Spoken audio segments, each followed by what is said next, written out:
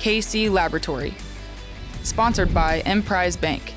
It's the KC Laboratory presented by Emprise Bank. Look, you may not get Alexa to fold the laundry, but you can transfer money with voice banking. Transfer money, make a loan payment, get your routing number, and even find ATMs while making dinner or the TV time out of the Chiefs game. That is Emprise Bank, our partner in Possible. They have been wonderful. It's been wonderful working with them. They're helping. They're part of the KCSN draft guide as we're working through some of that too and all that good stuff. Really appreciate them. Really appreciate my pals here. First time on Twitter at Maddie_KCSN. Matthew Lane, hello. Hello, Kent. I just gotta start off the top. This offseason is going by pretty quick. You guys will attest. I despise this time leading up to free agency. This just like conjecture and just guessing at 8 million things that might happen is my least favorite time of the football season. We somehow got from the end of the year through some draft stuff to, hey, there's actual football moves already happening, and I didn't even realize it yet, like until yesterday when things went wild. It's like this offseason's gone by pretty quick, and Craig, did you build us some kind of time machine to skip forward? Yeah, I've definitely built you some kind of time machine. And, I'm not going to BS with you guys. I'm going to devote my time to this right here. If you are listening to this right now and you do not have the KCSN draft guide on order, I don't know what the hell's wrong with you. You need to fix that, because these fellas, these two right here, Jake Morley, our good pal Zach Hicks, some other fellows that are a part of this as well, they are really working their asses off to make this giant project come to life again. I know some of the stuff that's happening behind the scenes. I know some of the stuff that they're doing and how awesome this thing is going to be. If you have never bought the draft guide before, now is the time to do it. Now is the time to get invested in this. It's not just reading about draft prospects. There are features. These features are criminally underrated here. So you need to get on board, read everything. For instance, mine is going to be about cornerbacks and athletic testing. I have a predictive thing that now for several years in a row has predicted some of the league's best rookie cornerbacks, regardless of round that they're in. Would you like to know who those guys are before the draft so you can see if the Chiefs are going to target? Yes, you probably would. So get on board with that. Get in. That's just one of the features. All of us are doing them. There's so much work that goes into this. You need to go out, get it. Go to gum.co/KC. Hit me, KCSN22. Gum.co/KCSN22. Listen, there's not enough praise of it going around right now. I need to praise it as well. So get on it, do that, buy the thing. You want it, you need it. You make me cry, Craig.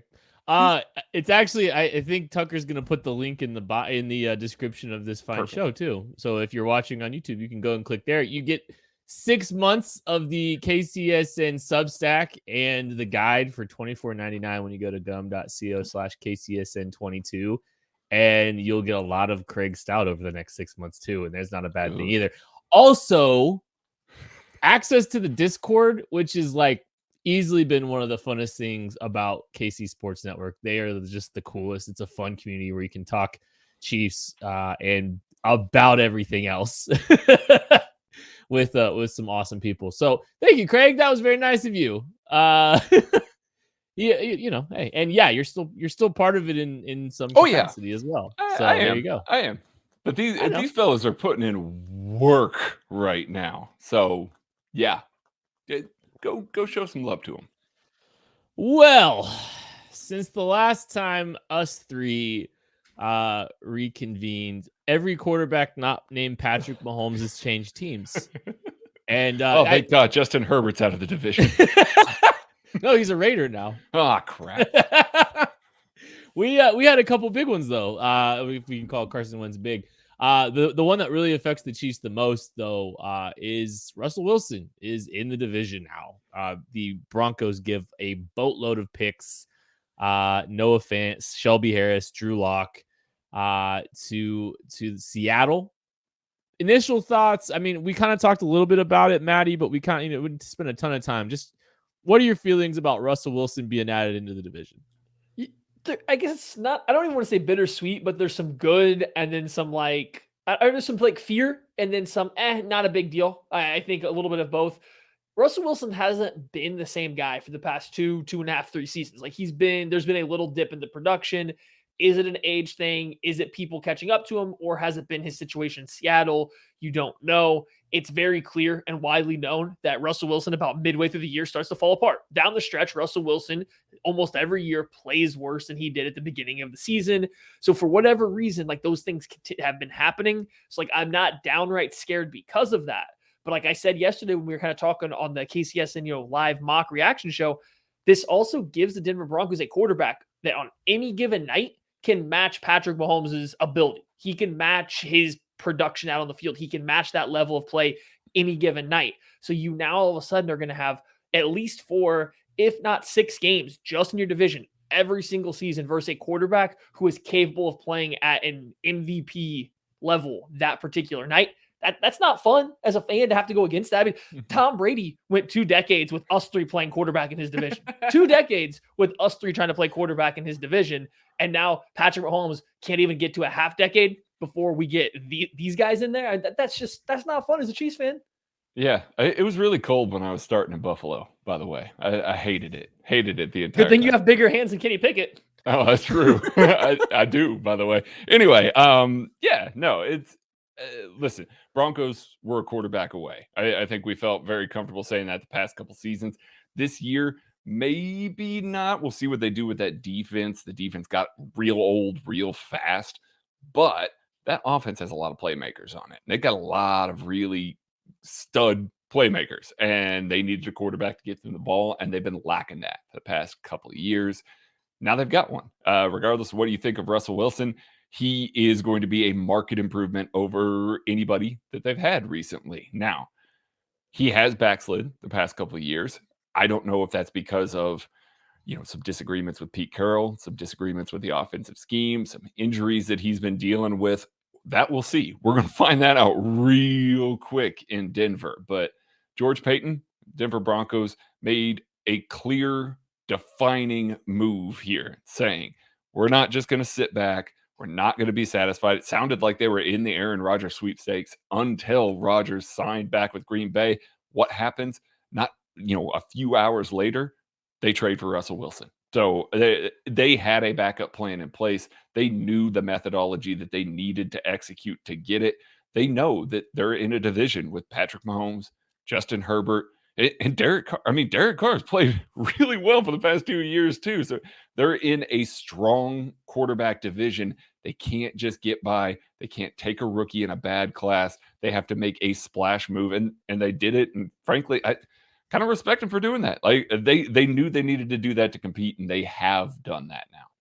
I think what you're seeing too with there's so many teams desperate for quarterback, just absolutely desperate for quarterback. And I think the Broncos did something where, they went after a veteran quarterback that kind of had a little bit of pull on where he wound up. And so they did the dirty work and took their lumps to try to, build a quality roster that would appeal to a veteran quarterback. And so, there's a lot of teams caught with their pants down right now without a quarterback that don't have anything else together.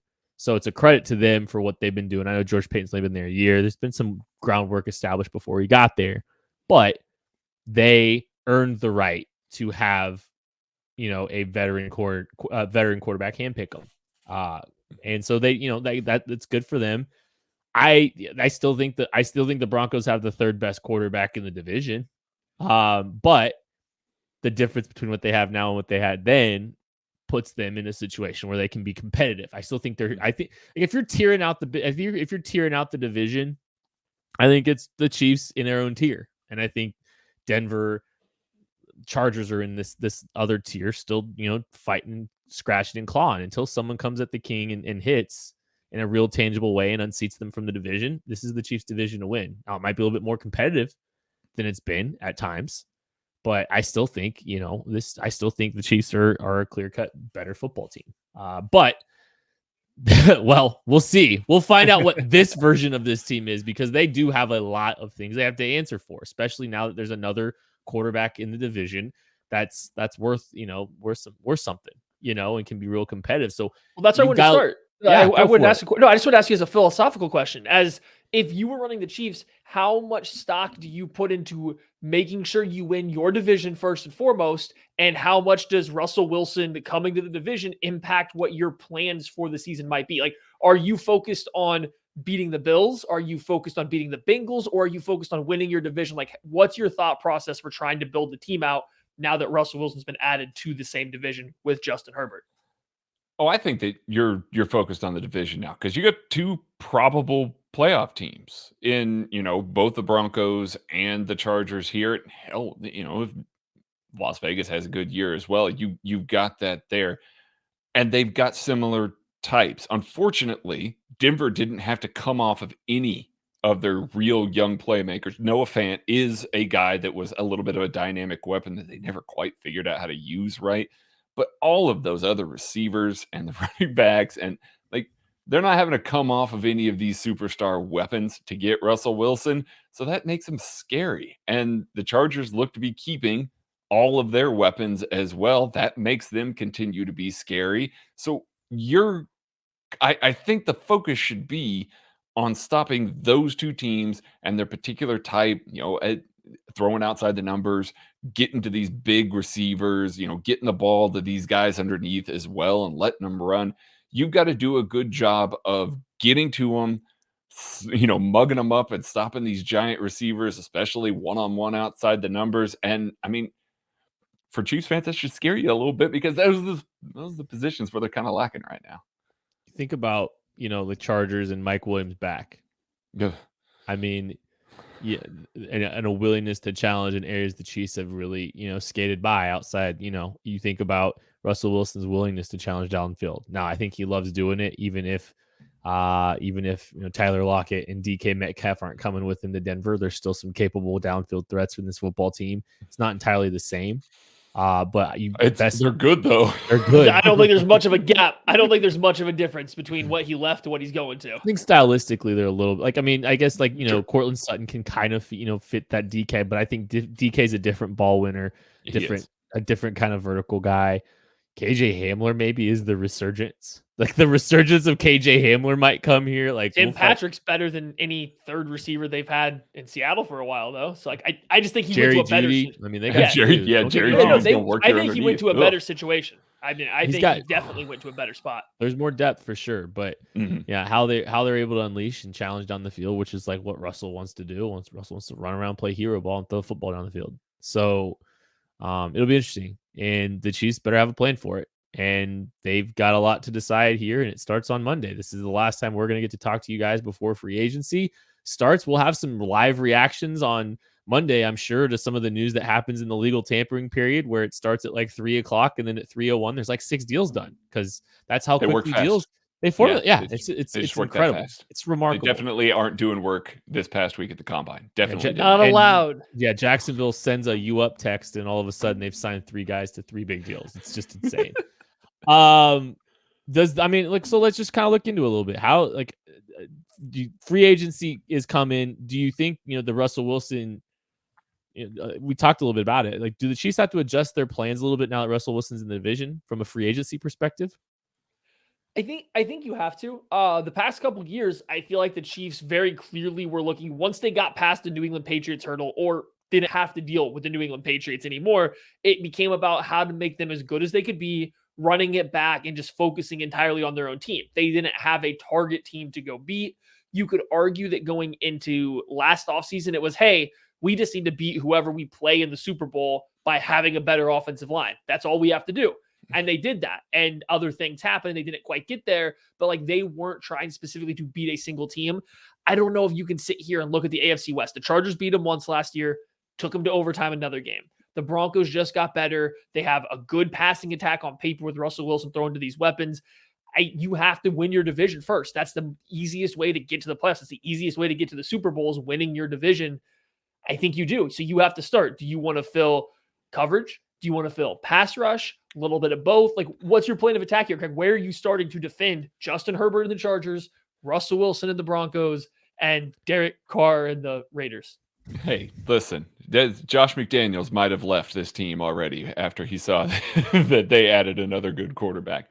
I'm starting with coverage. I think there's just not a ton in free agency from a pass rush standpoint to make me want to focus there first.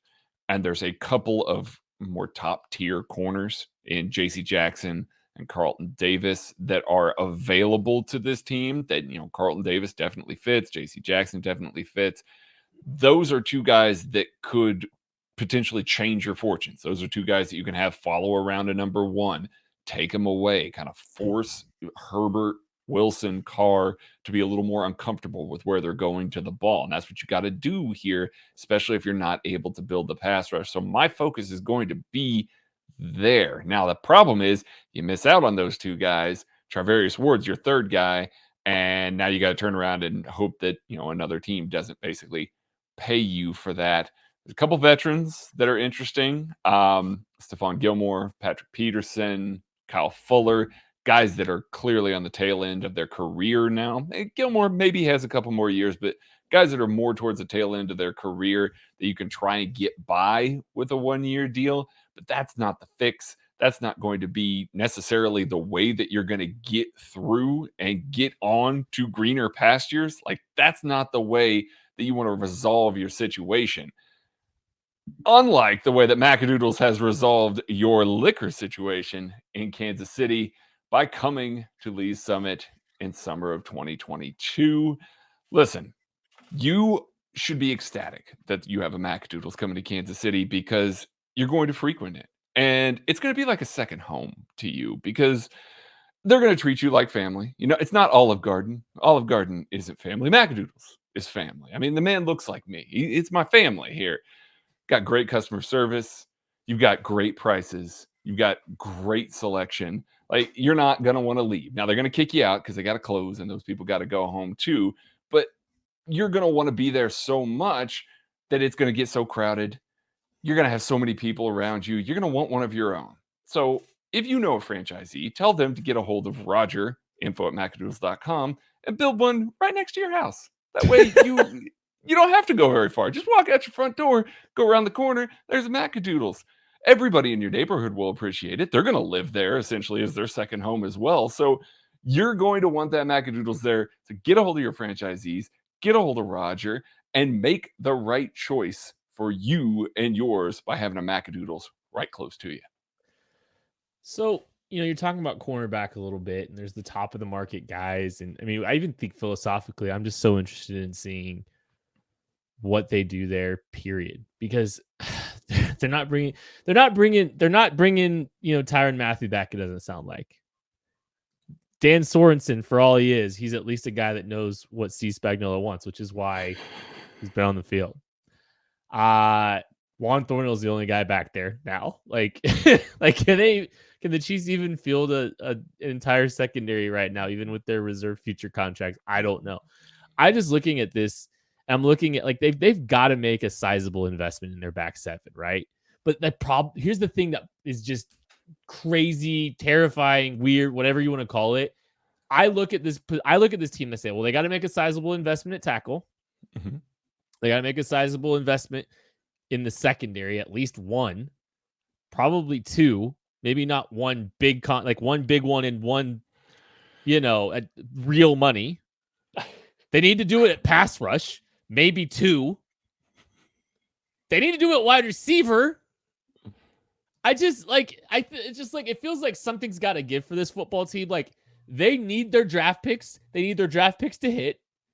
They need multiple key players at multiple levels of their offense and defense. And I mean, the sky is not falling. No, they got a lot of work to do this offseason, man.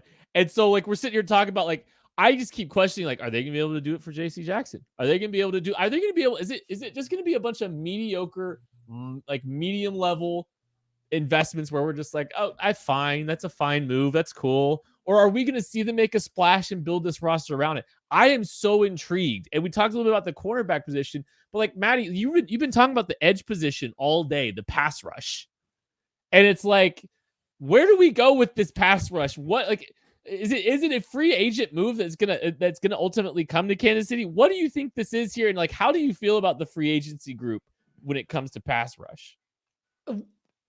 First of all, there's no chance this defense can just sign a bunch of Jags and try to be mediocre defense. They don't have any stars. Like, as much as people want it to be Chris Jones, and I think the Chiefs want it to be Chris Jones, I think they've tried. They've tried to shift there, and it just hasn't taken.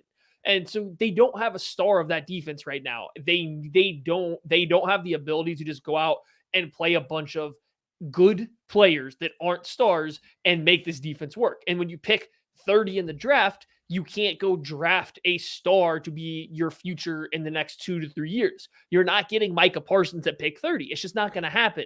So you are stuck in this area where you're going to have to but you're going to have to find a way to be creative and get these players. So that's where the Chiefs are. And I get it with defensive end. Like, when we look at the AFC West right now and how you're going to have to go ahead and win it, Russell Wilson takes a lot of sacks, but guess what? He's not scared to throw in a tight coverage. You can have the best corner out there. If he's even got an inch of ability to have the receiver be open, Russell Wilson is capable of hitting it and will throw that football. So you might have to start with the pass rush to get to Wilson, to get to Herbert, who's also a very mobile, big-armed quarterback. So, like, I can see why the Chiefs would want to build out of a pass rush. So, okay, let's go out and sign a pass rusher. Wait, they're all over 30 years old and the Chiefs don't pay 30-year-olds? Oh, the guys that are good, that have been productive in their career, are going to be expensive. You're going to pay that 32-year-old $18 million a year to rush the passer for 1 year. Ooh, that starts to get tricky. Okay, let's go find the youth. You're going to pay Jadeveon Clowney to be your number one guy. How's that worked out in Houston or Seattle when he's been asked to be their Tennessee when he's been asked to be their number one guy? Who else is available? Like, you don't have any options. So you can't just wait to the draft and pick a defensive end at 30. Guess how many, our good friend BK sent this over to us. Guess how many edge rushers in the past 20 years have been drafted between picks 25 and 50 that have had 8 sacks or more as a rookie? One guy. His name was Clay Matthews. You might know who he is. He's pretty darn good at football. You don't get guys in this realm that are good. So, like, the Chiefs are kind of in this area. So I'm going to throw an idea to you guys. This is something that crossed my mind, and I don't love it, but I don't know of a better way. What if, instead of trying to fix the edge position, just take the Rams approach? Just go pay old guys to play for you for 1 year. I know I just said you don't want to pay an old guy $18 million for 1 year, but there's a proven record for it. You call Chris Jones your Aaron Donald. He's not as good. We don't need to have this conversation where he's just not as good, but you want to go pay Von Miller or Chandler Jones and then another older guy like Melvin Ingram, or if Zadarius Smith gets cut, you want to go pay these 2 old guys to come in for literally 1 year each and rush off the outside and then repeat that process again next year. Like, how upset are you at that? Oh, I'm not upset. I mean, the options are very few and far between. I mean, like, it's either that or you're hoping a guy falls to 30, and it's not going to happen. If he does, he's not going to be good. Like, historically, he's not going to be good if he falls there. It's George Karlaftis, and you get a decent player who averages 3.5 sacks through his rookie year.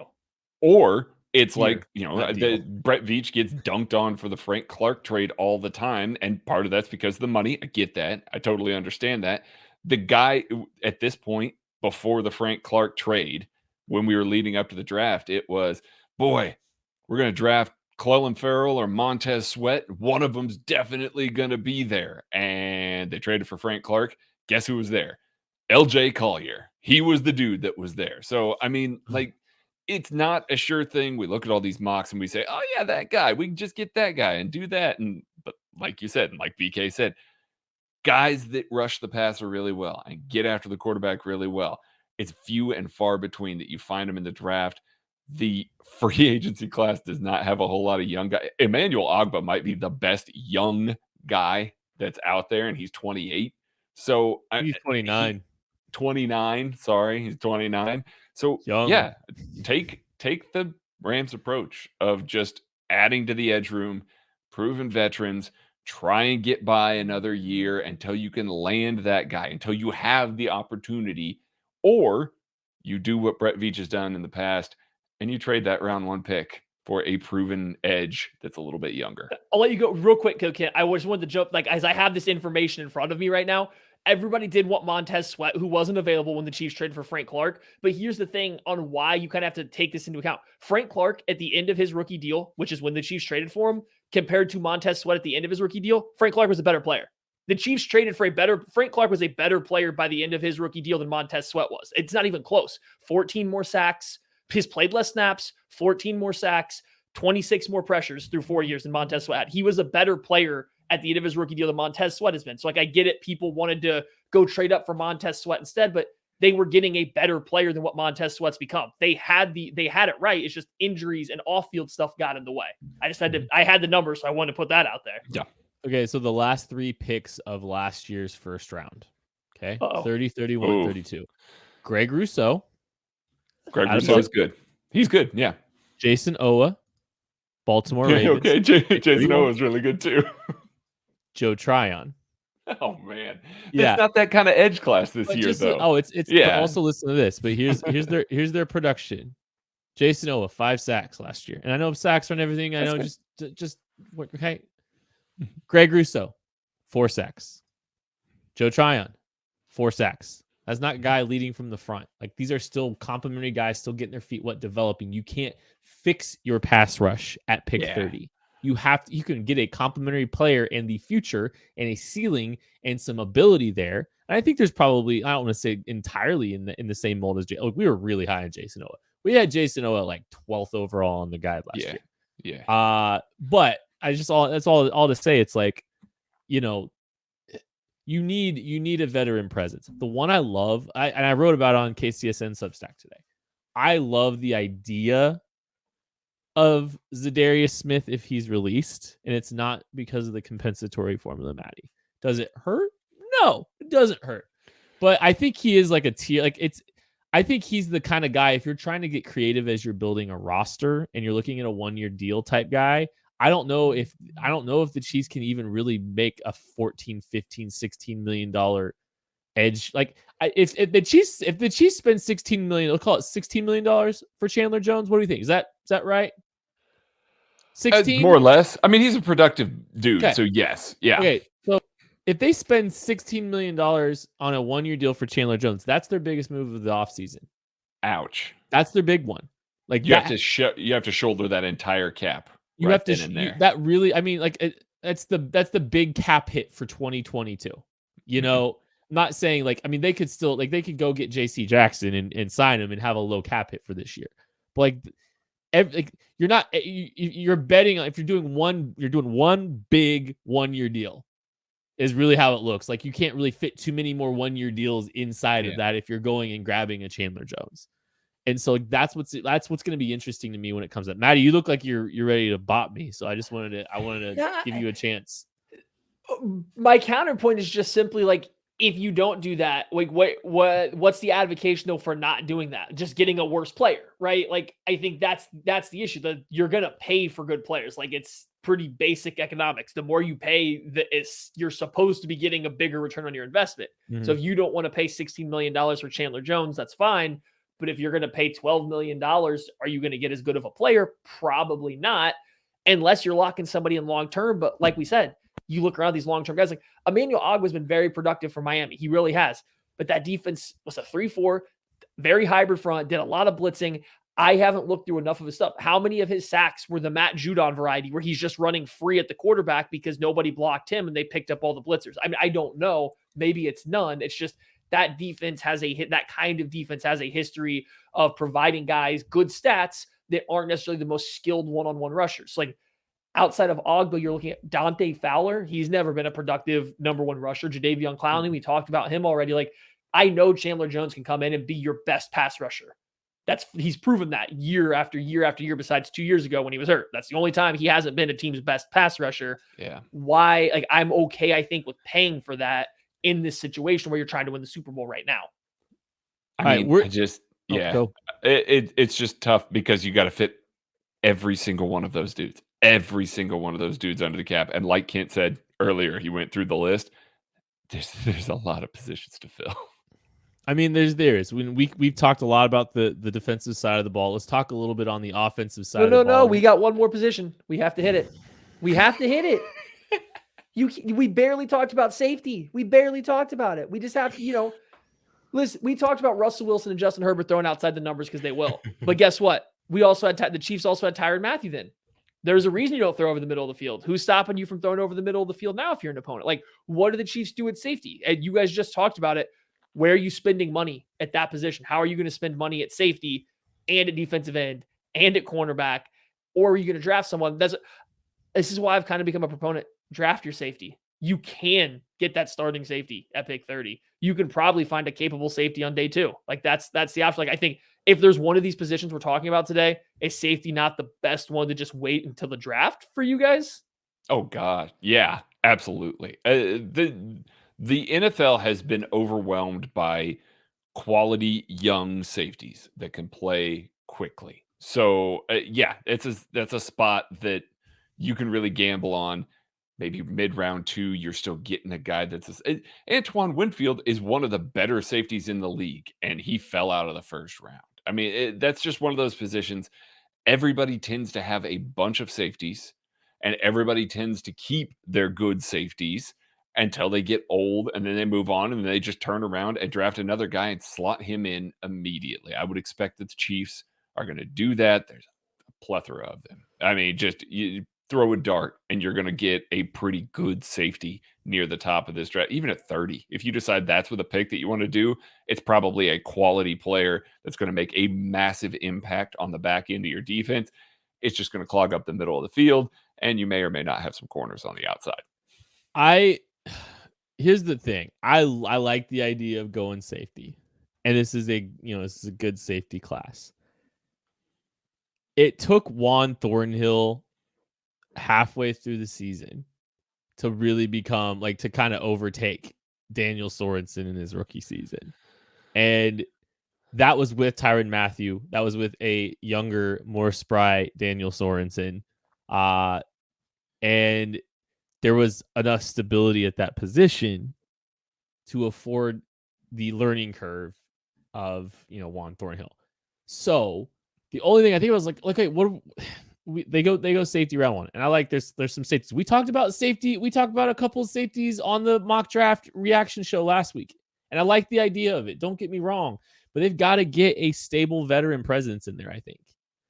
And I think they still I'm going to throw this name out there, and we've talked about this a lot, and we talked about it a little bit on the mock draft show last night. If you say Dan, no, he's going with a different version of that player. Kind of. Landon Collins, if he gets released, and we talked about this in the DM, and none of us feel good about it. None of us feel good about it. But I just look at this group. This group has operated with the safeties in the middle of the field, forcing those outside the numbers. They have dared teams to try to throw into the Bermuda Triangle of safeties that they've had at times where it's been pretty good. And we are They need a guy. They need a veteran. They need some leadership. Tyrann Mathieu's gone. Landon Collins played for Steve Spagnuolo. He's more of the box type. He's not as good as he was a long time ago. He's definitely not the same player. He's cut worthy. He is. You absolutely cut him at $16 million. But I would just feel better about having a leader in the room, a guy with some ability. Brett Veach is going to be tantalized by a former first-round pick. I mean, this far removed, he's an old though. Brett doesn't he's like 28. Old. He's just like Tyrann you, Mathieu. He doesn't like olds. He's just like you. I think that's true. I'm having to come off that because this entire draft class is old. Michael Clemens is like Maddie's age. Hey. I think him and Brandon Whedon went to the same high school. Him and Devontae Wyatt just hanging out. I don't know. Go, Maddie. Here's my issue with it.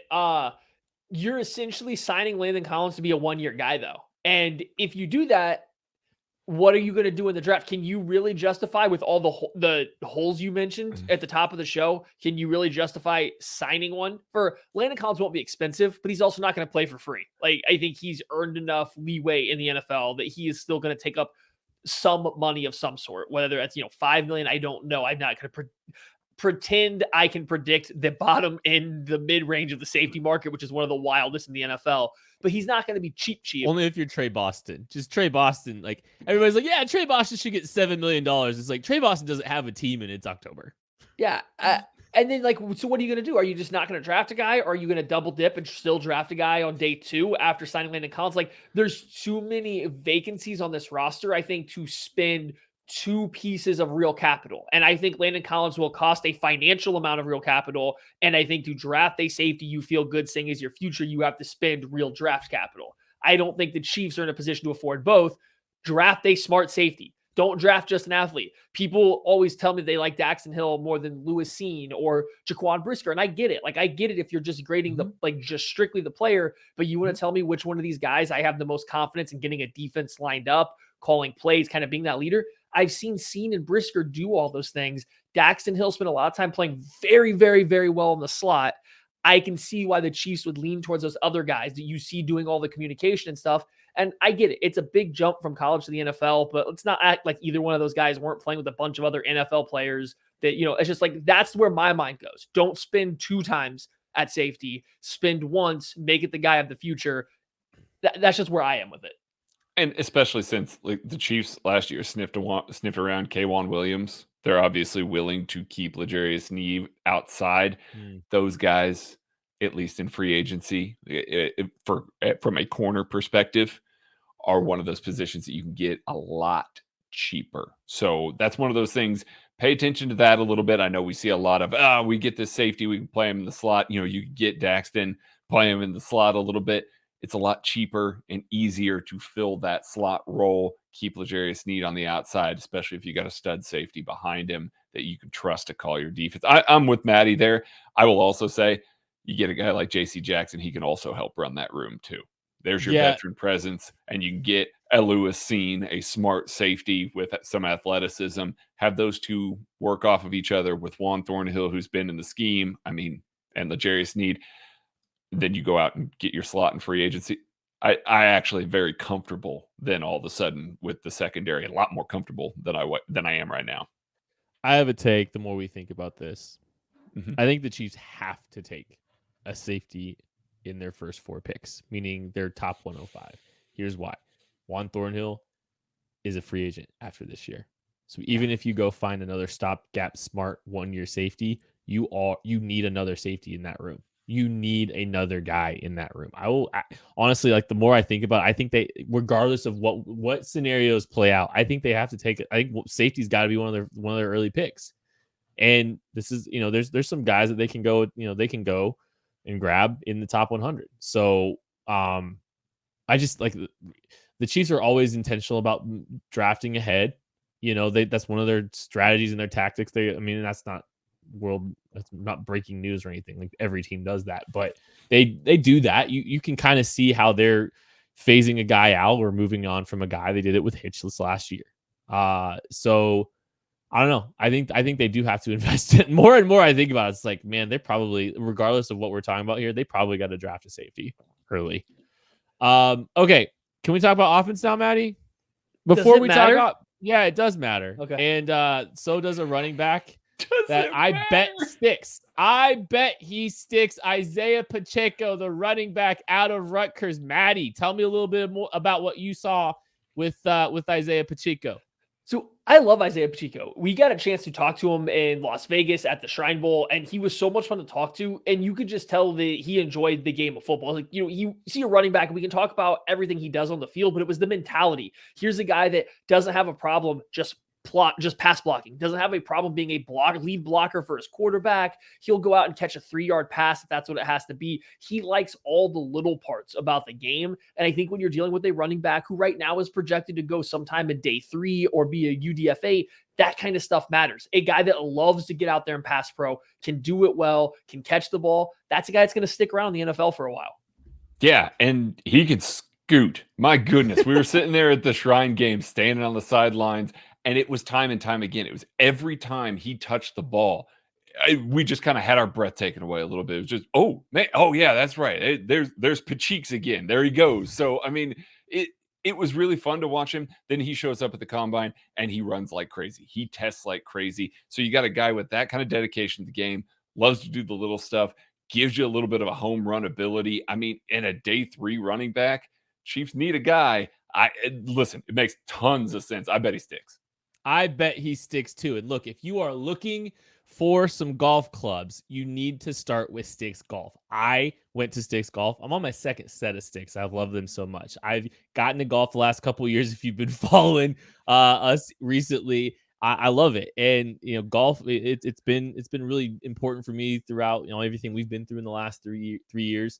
And when I was looking for a set of clubs, I found Sticks, and they are an incredible value. They're incredible quality.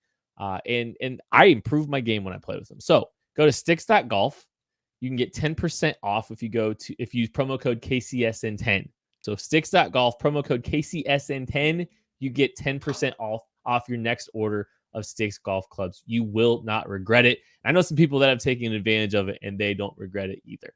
All right. Tell me Pacheco doesn't remind you of a Shanny running back. Tell me you can't see him running outside zone, being drafted in round 6, putting his foot on the ground and just taking off for a 60-yard gain time after time and time again for the Miami Dolphins. It's ludicrous. And see, he didn't have a bunch of the explosive plays playing for Rutgers. I mean, part of that's Rutgers. It is what it is. But he just racked up consistent yardage for them. But he's clearly got that home run ability and just wasn't able to exploit it in an offense that was a little bit shaky. Well, I hope the Chiefs draft a running back if they're going to invest in running back, because I don't really want them to sign one. That doesn't sound like a lot of fun to me. One position I think we all hope to see some movement is the wide receiver spot. And as we sit here today, the 3 top wide receiver options that were potentially going to hit free agency, Devontae Adams, Mike Williams, Chris Godwin, are off the market. So the very top end of that market is gone. Now you're looking at some other options. Like, now that the bigger options are kind of off the table, Pickens not quite as prominent as you would hope. Maddie, how do you? I don't know. How do you feel? How do you feel about the wide receiver spot and the chances of this team improving it through free agency? Well, to make it even worse, it sounds like Odell Beckham Jr. has expressed interest in going back to the Rams, he already chose at one point in time. He's coming off an injury too, but he's expressed interest in returning to them. The Cowboys, I think, are reading the room. They say, hey, you guys are losing all of your top options. We might hold on to Cooper a little bit into free agency, and you guys might have to come trade for him if you want him. So he might not be in this, just open market right now. So you lose those slam dunk guys. I do think the good news for the Chiefs, though, is they are not looking for a wide receiver 1. You're looking for a wide receiver 2. So if Allen Robinson, for instance, isn't as bad as he was last year, but isn't still at his prime. He's 28 years old now. He's going to be 29 during this next upcoming season. Maybe he's not what he once was, but that's more than capable of your number 2 wide receiver. He was better 2 years ago than Sammy Watkins was when he was with the Chiefs, like that, at that level of player. So there's still options out there. It's not as promising as it looked with all those guys out there when there was a chance that Godwin or Mike Williams might hit free agency. I don't love the wide receiver room, but it gets a lot better if Amari Cooper gets involved, if there's any other surprise cuts. Is there anybody out there whose name jumps out to you, Craig? I mean, Allen Robinson's the first one. I know everybody's going to say, no, it's Matt Nagy. It's not going to happen. But I mean, you listen to, people around the league. I don't know that that's as much of an issue as we're kind of seeing. Maybe it is. And obviously getting to catch balls from Patrick Mahomes definitely changes things versus getting to catch balls from Mitchell Trubisky. So I think we look at a guy like Allen Robinson not as, this guy who can go up and get it, a 50-50 ball type X receiver. You see him winning with his releases off the line of scrimmage. And that's what they need. That's what we've seen this offense be at its most successful, when they've got a bigger receiver that defenses have to trust as a bigger receiver and as a vertical threat that can also win off the line of scrimmage. I think he just makes way too much sense.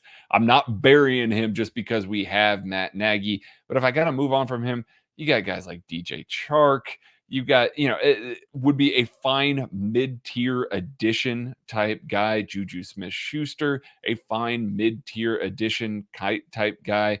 But if you're going to do that, I do think that you got to turn around and then also spend a higher pick in the draft, because you got to have two guys that can win consistently. And if you're going to go with a mid-tier guy, especially one's coming off an injury, you need to insulate yourself a little bit more by drafting a guy early in that scenario as well.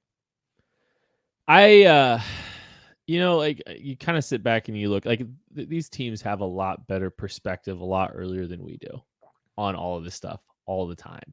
And I go back and I think about Brett Veach's press conference. And I think about, they didn't really talk. Yeah, we're going to try to get, some pass catchers for Mahomes, but we're going to really have to focus on the offensive line and the defensive line, and the language around Charvarius for the last month has been, he's going to test the market. You feel like he's gone. Yada. The more I just think about it, and the more you look at this wide receiver class and how it's thinned out the way it has, and how the top three options are just gone, it just feels like it is going to be a mid-tier receiver. It really does kind of just feel like, okay, they're probably not going to, they're going to maybe it's a Juju. And who knows what Juju gets playing like 5 minutes of football this last year. And I mean, I don't know. I see him by that being a great signing. I think his big buck one of the best signings that anyone's going to make this offseason, whether it's the Chiefs or not. Ooh. He's not untalented. The last time he was a clear-cut wide receiver too, he was great. And that was the last time that Big Ben could throw a football semi-well. So there's so much that to deal with. If he's healthy, if his shoulder works, that's a shoulder for a receiver that works underneath, not a guy that's just a vertical guy. It's always reaching up over his head. He should be fine. He came back and played a little bit in the playoff game. That's going to be one of the best signings I think any team makes. Another one, DJ Chark, I think has a little bit of a misconception about who he is, because he is really fast. He's really big and fast. And I think everybody wants to peg him as this Marquez Valdez-Scantling type player. That's not what he is, though. He's not just a deep threat. He really is a little bit of not necessarily a possession guy, but he's like a vertical jump ball guy. He's a ball winner. He's a guy that wins the ball with his size, with his ability to play above the rim. Someone's going to pay him coming off the injury less than what they would have if he wasn't hurt. And I think they might get a pretty good deal. Those are the two guys, if you want to quote unquote bargain shop, if I'm the Chiefs, those are the two guys that I'm looking at right away. Neither one are going to be dirt cheap. Don't get me wrong. But I think both of those guys have the ability to produce as much as Christian Kirk, Allen Robinson. I don't even know who else you want to throw at the top of these other guys that might be considered at the top of the free agent market. I think both Chark and Juju Smith-Schuster could have a bigger impact for their team. How much are you willing to give Juju? They offered him 8 last year. He said no. Offer him 8 again. You think so? He barely plays. I don't think it goes down. I don't think his price goes down. I think that everybody will look at whatever that abomination Matt Canada called an offense was, look at Big Ben and how he attempted to play football, and be like, yeah, you get a pass, and you're still, younger than a lot of guys coming out of their first contract. We don't care. Same contract as last year. Would you offer him a multi-year deal? Would I? Yes. Will the Chiefs? No. Okay. I was just curious. I think the Chiefs would offer Allen Robinson a multi-year deal, even though he's going to be 29. I think they would. I don't disagree. And that would be the most head scratching move to me. There's a guy that is close as you can get to over the hill. He's shown signs of declining numerous times throughout his career now with the past couple seasons. And you'd be willing to give him a multi-year deal? No, he's a guy that I would only pay for 1 year. And even then, I don't want to pay him $17 million for 1 year. I'd rather pay Chandler Jones 16 than Allen Robinson 17. And see, I think that they're going to look at Allen Robinson. I think that market's a little bit lower than we think, especially the way it is. And I think they're going to look at that and go, yeah, this is your last contract. We're willing to pay you for another 3 years and have a get out. I don't know. I'm interested. This is going to be a wild offseason. And I can't wait to unpack, and hopefully we have some news the next time that we all meet. Right? No. You're not getting out that easy. One guy the Chiefs are signing. You got to give me one guy that you were betting $1,000 the Chiefs would sign. Go. Oh, I got to bet $1,000. Give me Zadarius Smith. I'm the house. Oof. Green Bay. All right. I'm gonna go Juju. I think it's gonna be Juju. Good picks. I'm going to go with Dan Sorensen. I'm taking Dan Sorensen. You suck. That's it for the KC Laboratory. We'll catch you later.